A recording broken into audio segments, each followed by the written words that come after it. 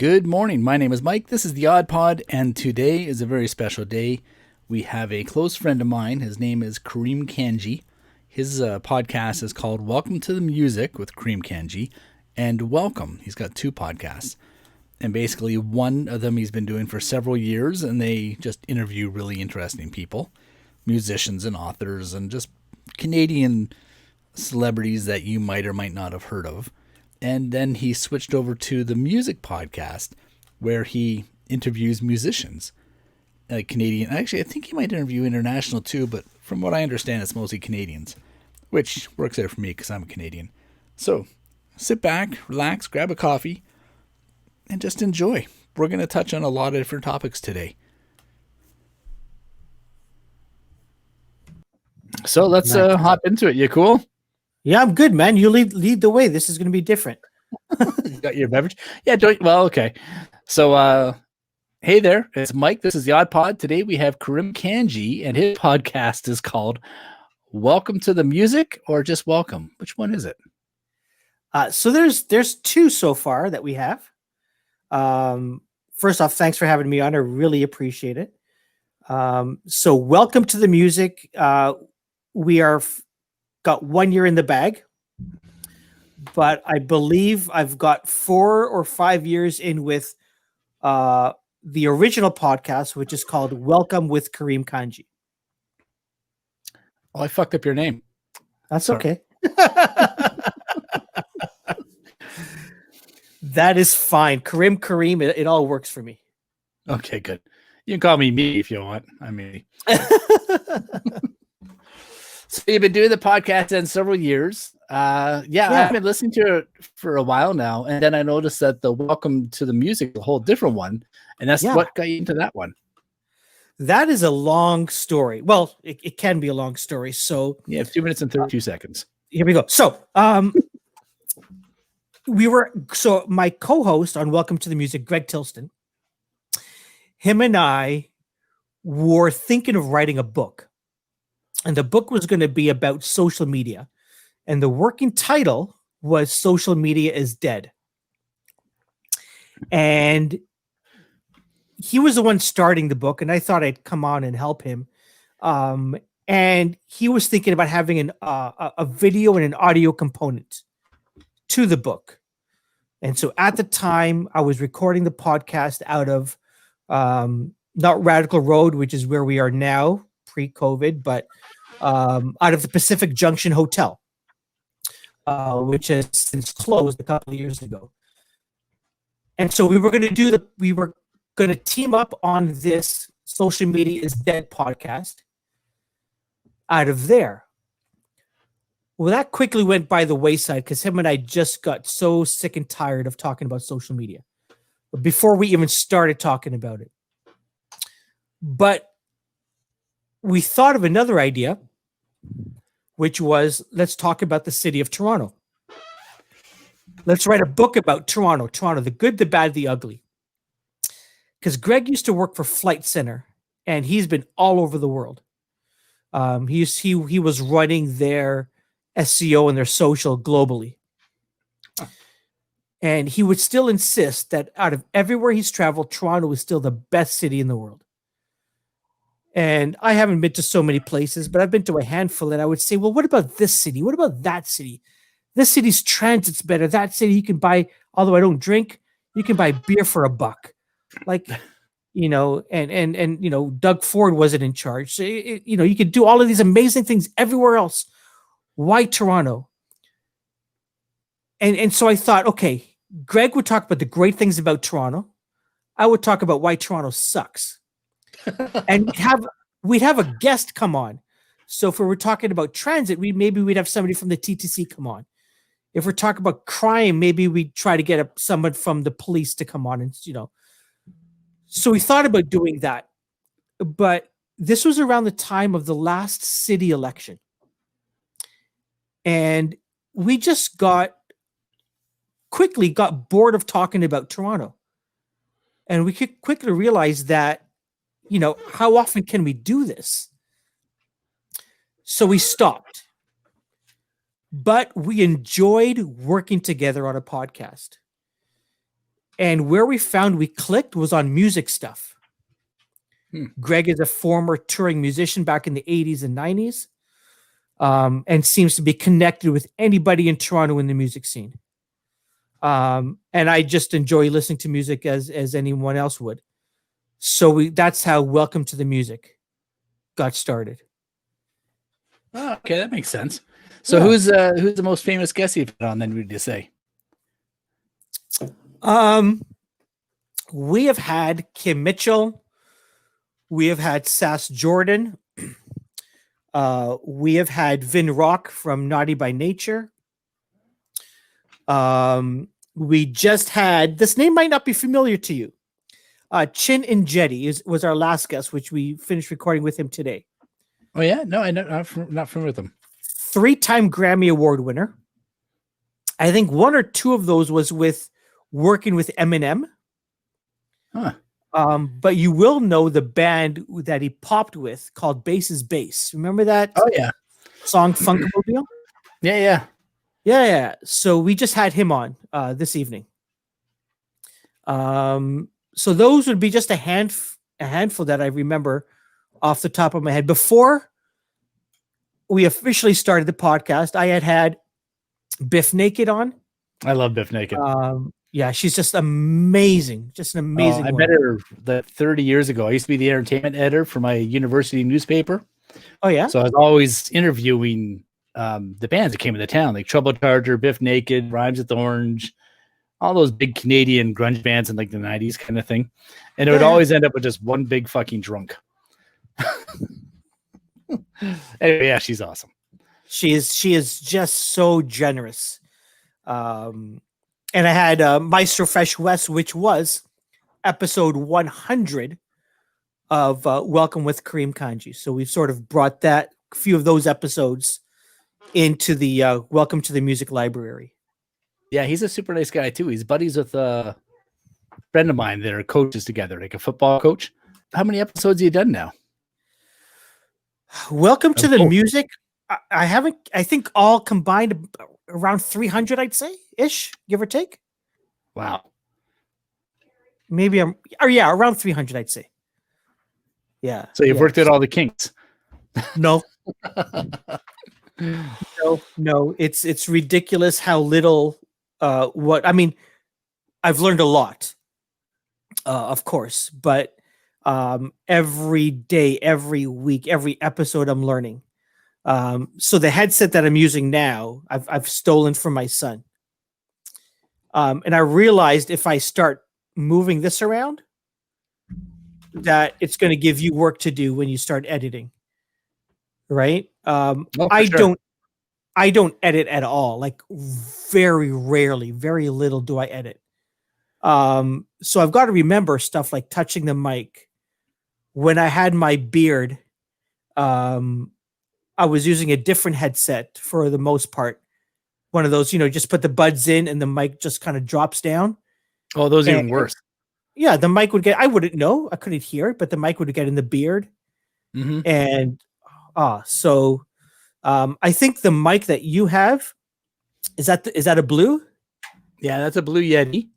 Yeah, then, so I've just ordered my Blue Yeti a couple of days ago.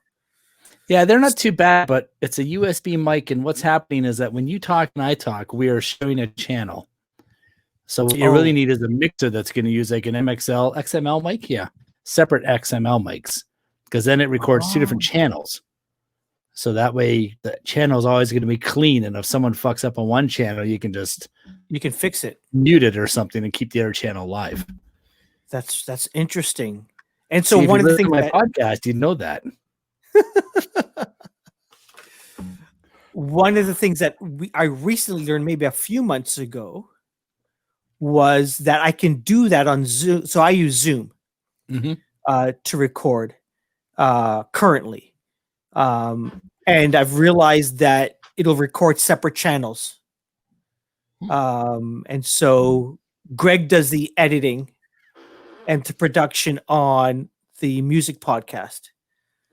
So he would have to work on mine more often than not to clean it up. And what is he using for editing software? He is using, I think he's a Mac guy. So I'm thinking something like, not GarageBand, but he's using something else. Logic Pro X, Audacity. Logic Pro. Yeah, I use the free version of Audacity myself. Yeah, I think he's using the previous one there. I have to apologize. I'm not the technical guy most of the time. So I'll shoot him the files that we recorded today for Chin, and we joke around. He'll take anywhere between a week to a month to edit it and send me the final file for me to upload. Yeah, I know that feeling. It takes time. It just takes time. It does, and like you said, you've got a full-time job as well outside of this. It's as much as I just enjoy the art and just chatting with people, it does take time to sit down and finally get that raw file and throw it into Audacity. And, for me, I just clip off the beginning and the end and listen to now I don't have to worry about the beard thing anymore. And I'm not going to put this mic right in front here so it's so loud. So I'm learning. Yeah, it takes time. Actually, a guy told me I should just, instead of using the pop filter, I should just use a sock. And he just puts a fresh sock over top of his mic. Yeah. That's what he uses. I'm like, really? I guess it's the same as a windsock or a dead cat, which I have here somewhere. But that's what they're called, the dead cats for the microphones. So we had all that equipment that we were using in the bar. But now all of that stuff is at Greg's house. And when we got started, we started on Skype. And we just had like the bad experiences working. I mean, it was fine. It was easy. It was simple. But like people were going, man, Skype. I remember using that once. I think I've got people had to search for their account numbers all over again. Blow you up like this. Whoa. I can see a full screen and then cut you out and just go with myself, for example. This is really cool. Yeah. That's one of the things that we've been thinking about is video. So I'd like to hear your thoughts about doing video right off the bat. It's funny. So when I do make these videos, like I said, I'll take the whole file. The audio then goes up on Patreon, uncut. The video slice and dice, then that also creates the MP3. So I kill two birds with one stone. And then the video, when I upload it, I'll get, if I get 25 to 30 downloads per episode, I'm pretty happy. But then on the video version, I could get 4 views or 200 views. Yeah. It's all over the place. But if I share the video with the person who I'm interviewing on Twitter and then they retweet it, then I notice I'm usually getting 65 to 80 views per video. I might get half of that in downloads. Oh, interesting. So the videos tend to do better than the audio only. And I think that's because people will put the video on in the background on their computer while they're doing something. You like to think that they're going to listen to the MP3, you like the podcast in the background while they're cleaning or cooking or something. But in reality, is they have it running on their laptop or whatever while they're sorting papers or doing something in the background. Sure. So they don't even see the video. The video, I mean, it's, your bedroom and my shit show behind me here. Yeah. I don't know if you ever come across, Mike, the Canadian podcast survey, Canadian podcast listener survey. No. Yeah. If you check it out, in 2019, they survey, I don't know, 1,500 Canadians. And they found out that the biggest place where people were listening to podcasts was YouTube. Yeah, that's interesting. Right? And they did mention Joe Rogan. Oh, fucking idiot. And whether or not it was skewed because of him. But then in 2020, it was also showing, I think it was tied with Apple as the top, but it's still up there, which is amazing to me. Yeah, we might be missing a lot of listeners by not publishing our stuff on YouTube.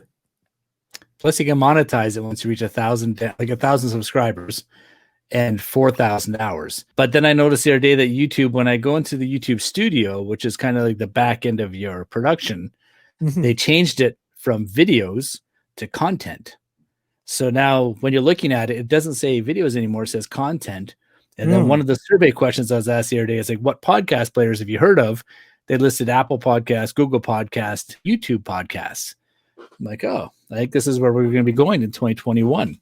Interesting. They're going to create a audio-only version of YouTube, if that makes sense. Yeah, no, it does. So they'll siphon all the podcasts that they have through Google Play into videos. And even then, they'll probably change them to audiograms if you want something in the background. Might be. Yeah, if I had to guess. That's really interesting. Yeah, but video is something we've always thought about, but it's just for us, it's finding the bandwidth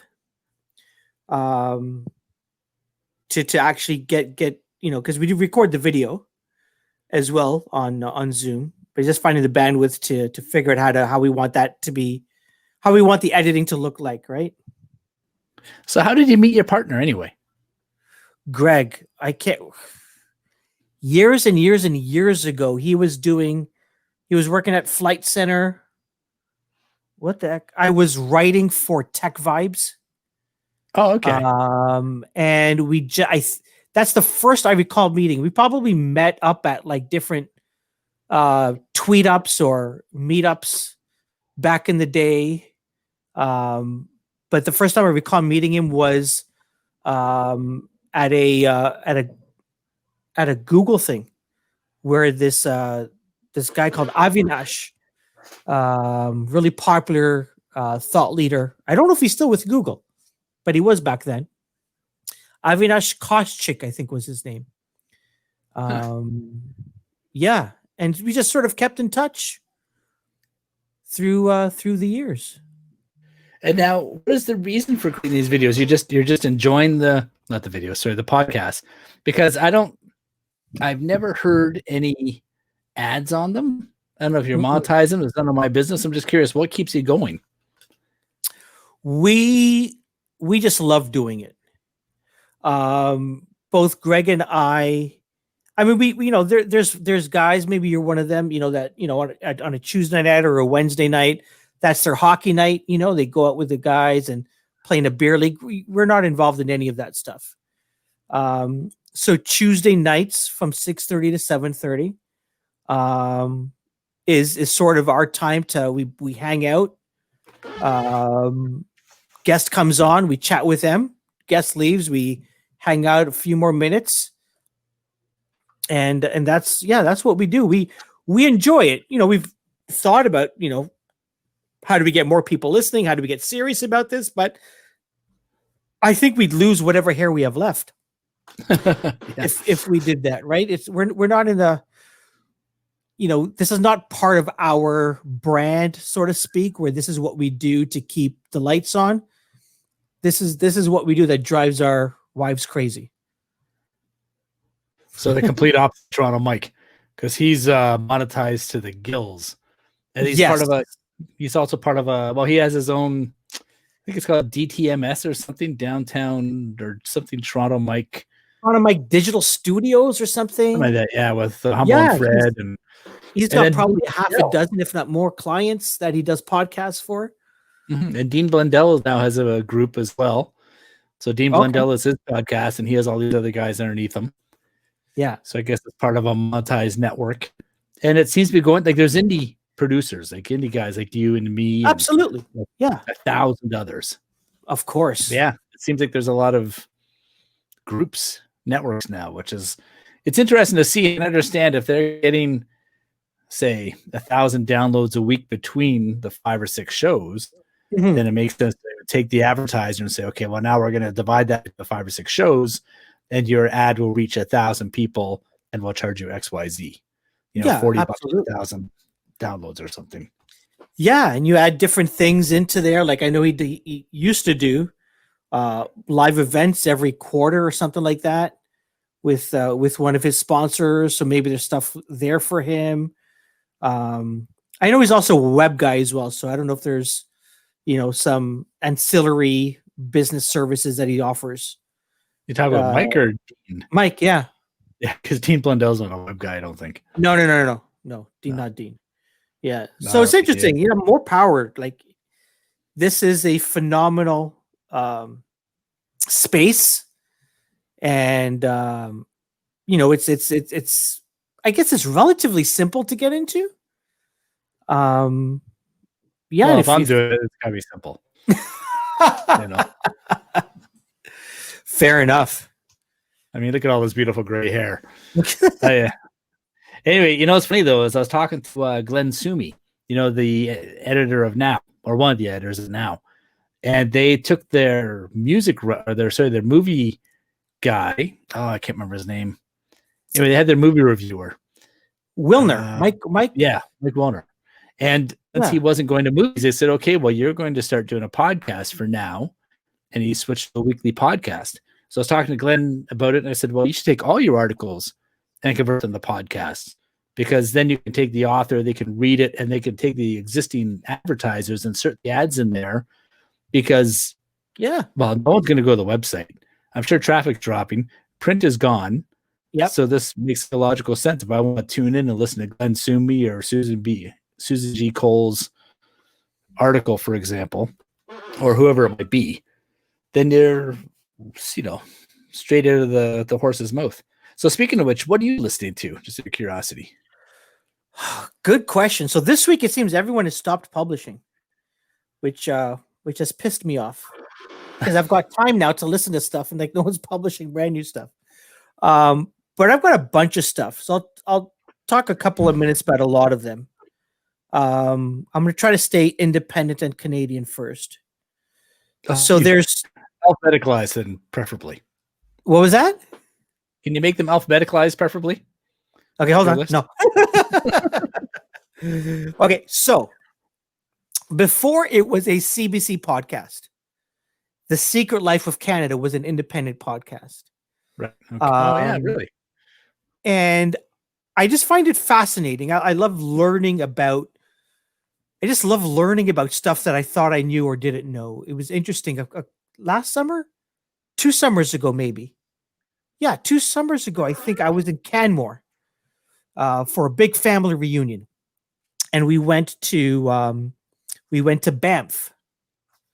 Well, I didn't know it at the time, but I remember listening to this podcast and learning about how Banff National Park was started, and how, I'm guessing it was the Canadian government had to literally remove all of the Indigenous people that were living in what is now Banff National Park from that area in order to make a national park. Oh, shitty. And then since then, I've learned that, well, many of these provincial parks have similar stories, because they weren't just sort of empty and, someone said, okay, let's make this a park. Right. So that was one of the episodes that really turned me on to that podcast. There's 2 other ones that are political podcasts. And one of them is they're called The Strategists. They have the same host, so The Strategists and You the People. The Strategist is a Canadian political podcast that is hosted by Stephen Carter, Corey Hogan, and Zane Velji.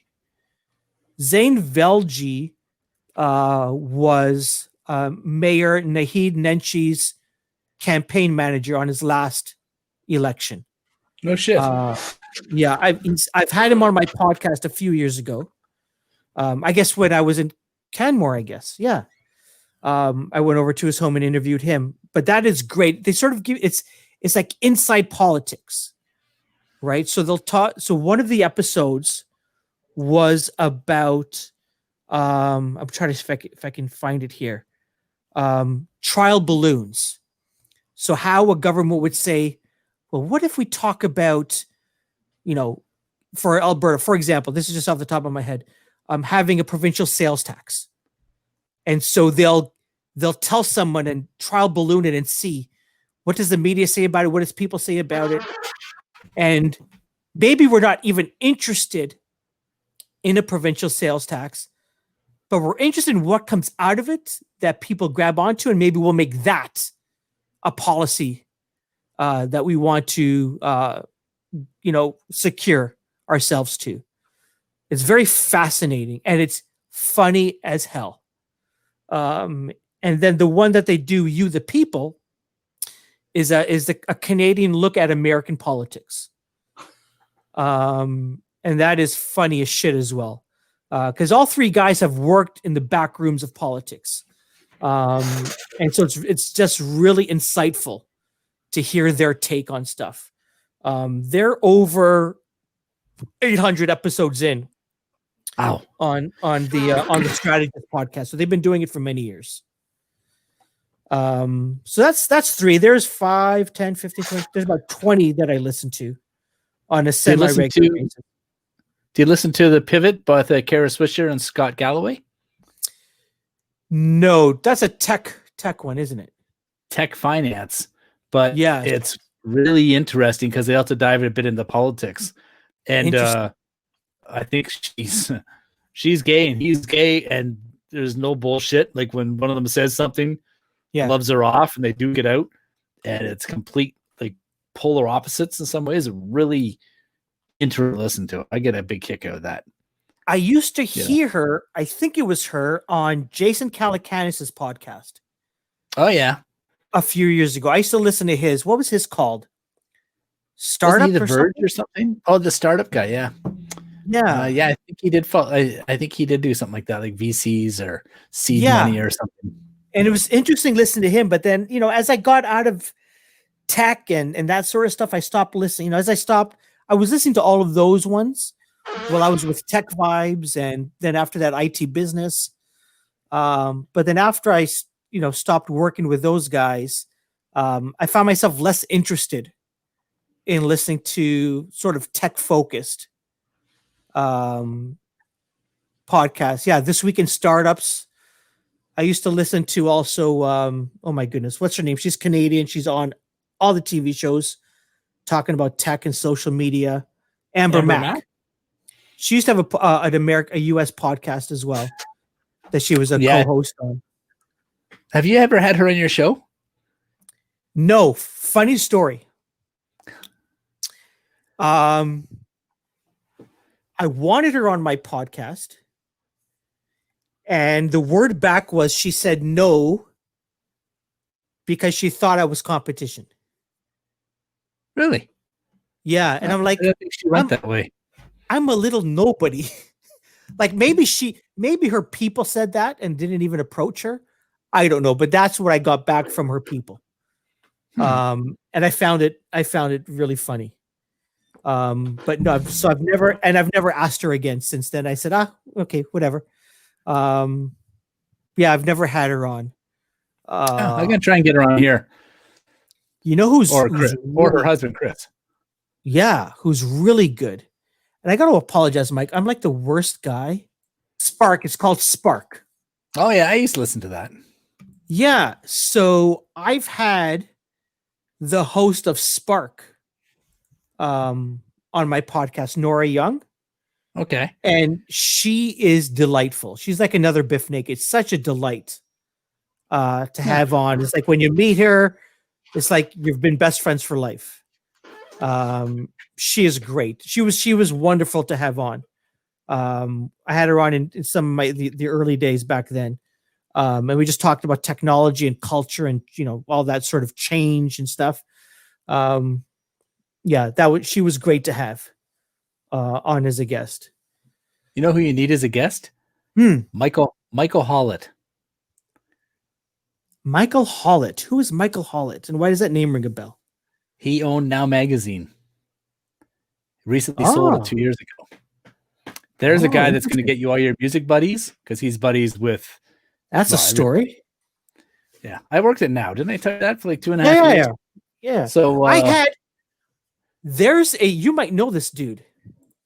So I'm a Cub Scout leader. Right.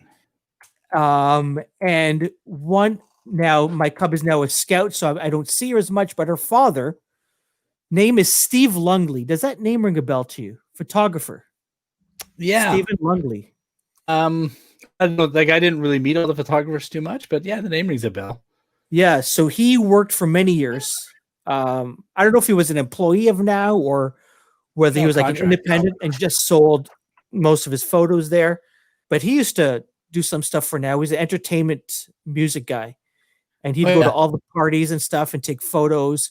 He now has a blog where he'll post a photo and then tell the story of that photo.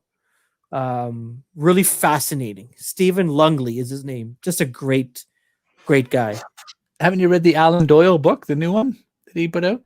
I've tried to get him on the podcast. I've reached out to the publisher of that. I haven't heard back. Yeah, it might be something to follow. Like you got Jesse Thistle in there. How'd you get Jesse? I asked him. Oh yeah, it's like over email or over Twitter? I just asked him over Twitter or something. So, you asked that question, Mike, on who's, some of the big names. Mm-hmm. Most of the big, not all of them. And I don't want to say names. And I've already said that Biff Naked is a dear to talk to. She's amazing. But it's strange. A lot of the people that I think this is going to be awesome, we got a big get, just turn out to be some of the hardest conversations to have. I don't know if they're just too busy. They're all over the place. So they're distracted, or, they just think, this is just a little podcast. I'm just doing this guy a favor. It's weird, but it's people, like I didn't think of Jesse Thistle. And when I chatted with him, I don't know if his book was huge or not. It was just before it got on that CBC show, Canada Reads. Yeah. Top 5. Yeah. But it was before that happened. So I don't know how popular it was, but I just found the book fascinating. And so I just reached out to him on, I think it was Twitter. And it was either him or his wife that got back to me and said, yeah, let's do this. Let's book it. So there's been people that some people would not know, Mike, that have just been just amazing people to talk to, and other people that I thought, I can't wait to talk to this person, that have been so hard to talk to. Yeah, or they keep blowing you off every week and don't show. I get that all the time. Yeah. Yeah, but Alan Doyle, like, I liked his new book because it was, I like the audiobook version. So when I named this podcast called The Odd Pod, I wanted to review audiobooks and podcasts. Okay. And I started doing that, but then I was like, holy shit, this is taking forever. It's easier just to interview people. Sure. So I wanted to interview podcasters and audiobook, people in the audiobook business. Yeah. And then Schuster, was it Simon and Schuster or whatever? Yeah. They reached out to me and said, hey, do you want to do reviews for audiobooks? And they sent me like Ready Player 2 and all this shit too. But even then, there's no time for it. That's a problem. Do they want you to review the book, or are they setting you up with the authors as well? No, just the book. More like a media copy. Okay. Right. Okay. Like do a review and push it up and blah, blah, blah. So that kind of stuff, it's interesting though. But I mean, it's, like I said, I got a job. And it's not like I'm getting paid for it. So that is so true. Yeah. If you're not making money at it. Like I'm chatting next week. I'm chatting with Nick Kiprio. Oh yeah. Well, you like your sports guys. Okay, so interesting. Interesting story. I am not a hockey fan. Okay. At all.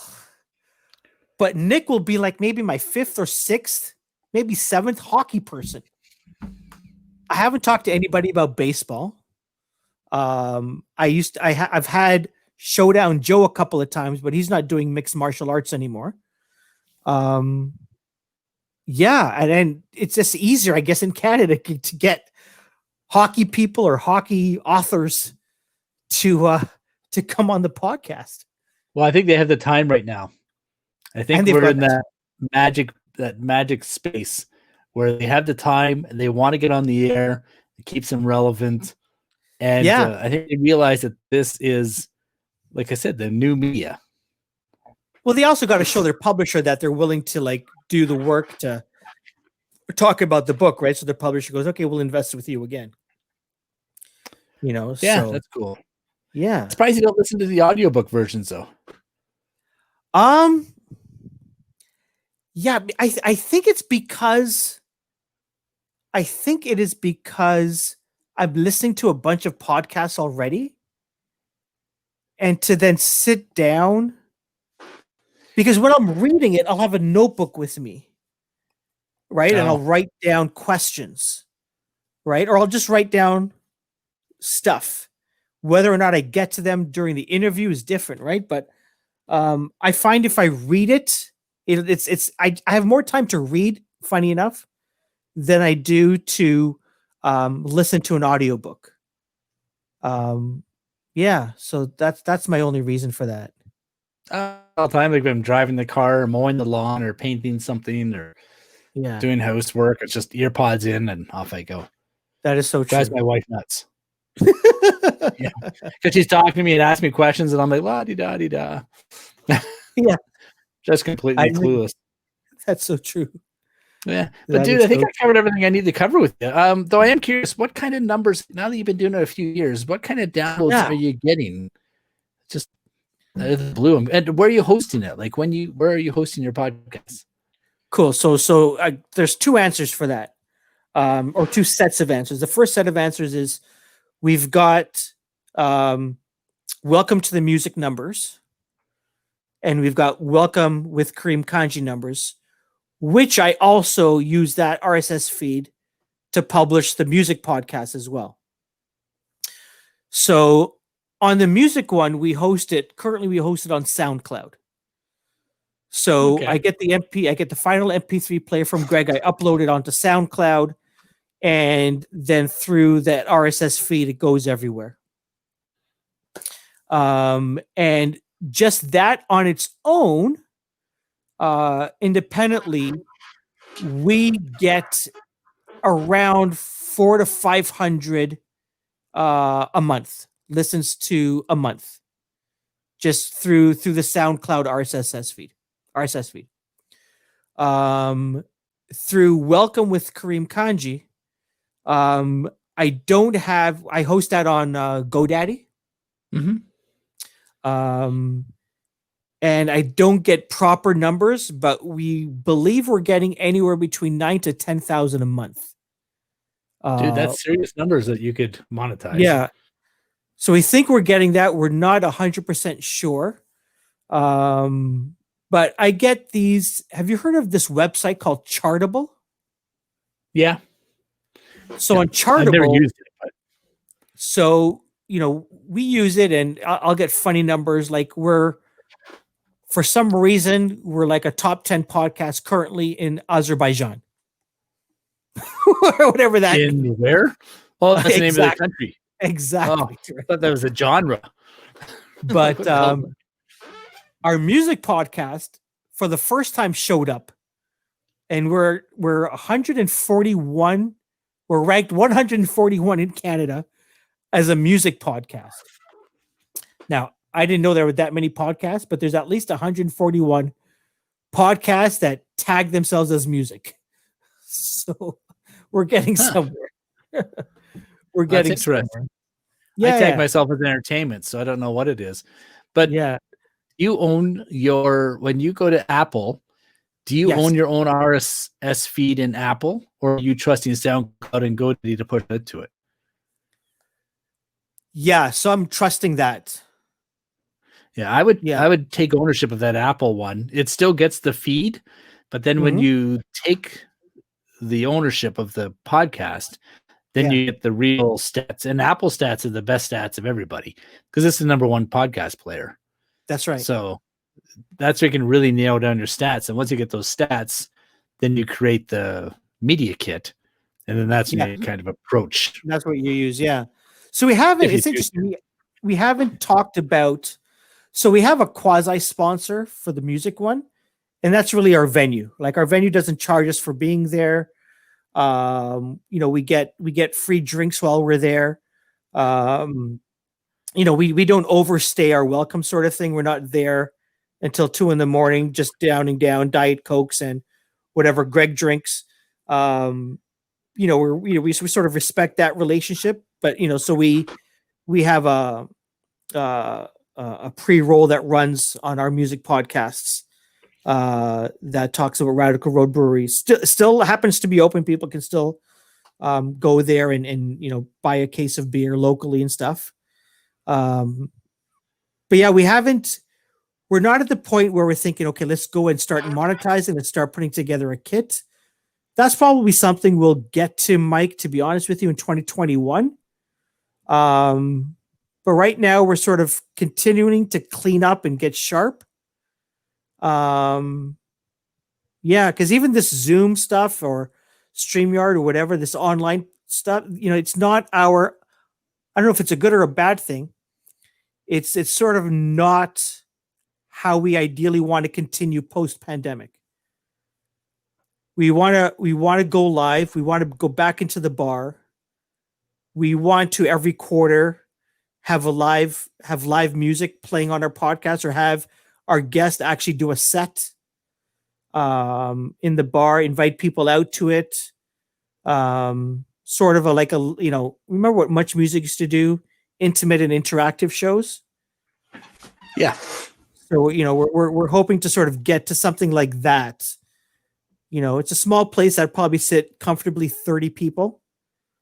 So we want to get to a point where we can get, for example, an Alan Doyle to come in, chat with him for 45 minutes, and then have him and his guitar, or him and a couple of other players, do a 15 or 20-minute set for the guests.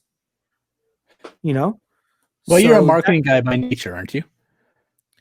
By profession, not by nature, but by profession. By profession. Because I had this thought a few times where I kept thinking, well, yeah, bars are closing, but what is stopping a bar from saying, we're going to create a virtual night? And they take a bouncer, and they take an app like this. They charge to get in, like a $5 cover charge, for example, to log in. There's a bouncer monitoring, or several bouncers monitoring the chat. And then you can have a frame around you for green, like available to talk, red, I'm taken, and private conversations only. And then you have like a live DJ in the background still spinning music, so that people can say, okay, I'm going to mute the music, focus on the conversation, or let the music rock and roll and mute everything else and just sit at home and drink a few beers, listen to a top-notch DJ, and watch people dance or do whatever. Yeah. And there's no reason in my mind why a bar couldn't take online technology and do that, and then bring in a cover band like Alan Doyle or whoever, and say, you know what, you can play from your house. We're going to give you $1,000, and the money from will go into that. Absolutely. I think is it session music or sessions music? I don't know where they're based out of, but for example, Biff Naked was supposed to do a show up and coming, but I think the lockdown even precluded her from going to a venue and playing and having that streamed into people's homes. And even that there's that Christmas show that they just had that, they were doing it out of the El Macombo and streaming it it was on City TV. So I think some of the bigger places are starting to do something like that. But you're right. Someone who's got the ingenuity and the time to sort of put it together, there's no reason why they can't do something like that, for sure. Right. Well, I listened to this guy. Do you watch Brittle Star? Know him? Yeah. Funny. Yeah, so he's been on the podcast. Oh, has he? Good. Yeah, I like him too. But Friday mornings he does his live from his kitchen. Yeah, breakfast show. Yeah. I watch it every Friday morning. My wife watches it now, and she's upstairs, I'm downstairs, and we'll both watch it, and we'll see our names get pulled out once in a while, and we lose our freaking minds.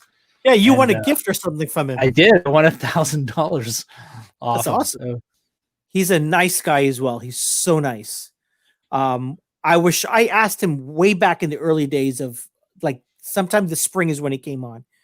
And I was shocked he said yes to me. But yeah, I didn't even know he used to be a musician. Yeah. Back in the day. So yeah, it was a fun chat to have him on and to talk with him. But he's just the nicest guy. And I think he's buddies with that other musician in Stratford, not Justin Bieber, but Ron Sexsmith. That's who it is. Oh, Ron Sexsmith. I've asked neighbors. him on. Really, Ron Sexsmith is funny on Twitter. Yeah, so reach it. Well, you asked him. Keep asking. I'm sure I will keep on asking him. Yeah. I saw him at my wife and I happened to be friends with the bass player from the Bare Naked Ladies, Jim Cregan. Oh yeah. My wife and his wife used to work together. So we got backstage pass on one show, and I think Alan Doyle was doing their not Alan Doyle, Ron Sexsmith was doing their open for them. And so I asked him, and he said yes. But funny, the reason I got it mixed up with Alan Doyle was we happened to be in Ottawa for my brother's birthday. And we said, let's go see some live music. This is a few years ago. And the Bare Naked Ladies were playing. So I said, I could ask Jim, but I don't want to, but I could. So I sent him an email. I say, Jim, listen, I don't mean to bother you. We're in Ottawa. It's my brother's birthday. Are there any tickets available left? He said, sorry, Karim, no tickets. You can hang out backstage during the show if you want to. Oh, all right. I said, yeah, sure, would love to. So there's my cousin, myself, my brother, and my brother's wife. My brother's wife, my brother, they lived in England for about 5 years. She was teaching. And she would introduce Canadian music and play Alan Doyle music. So Alan Doyle opened up for the Bare Naked Ladies on this show, and we had a chance to meet him. And she's like, I love your music. I all my students know your music because I teach them. And so it was fun to meet those kids backstage as well. I'm gonna let you get back to your thing. It's 9:00. We chatted for an hour. I really appreciate your time, and I'm glad you came on. And I'd love to do this again anytime. And, and if you ever just want to talk about this kind of stuff, man, this is. I'll reach out to you. That's why I'm doing it now. I could talk about this for hours. Yeah. Thanks again. Take Always care, buddy. Fun. And Thank you. We'll talk shortly. All right. Be well. Okay. Happy New Year. Thanks, dude. You too, man. Ciao. Well, that was a lot of fun. I always get a kick out of talking to that guy. I've known him for quite a few years. We don't get a chance to sit down and just talk very often, but I'm always glad to see how well he's doing. He always manages to land on his feet, and he's always doing something really interesting. And he talks to the most interesting people too. So slide over to his podcast. It's Welcome with Karim Kanji and Welcome to the Music with Karim Kanji. And I'll leave those in the show notes below. I think you'll really get a kick out of those. Once again, this was an edited version of this podcast. For an unedited version, please go check out my Patreon page. I'll leave that in the show notes below. And let me know what you think. I'm always looking forward to feedback.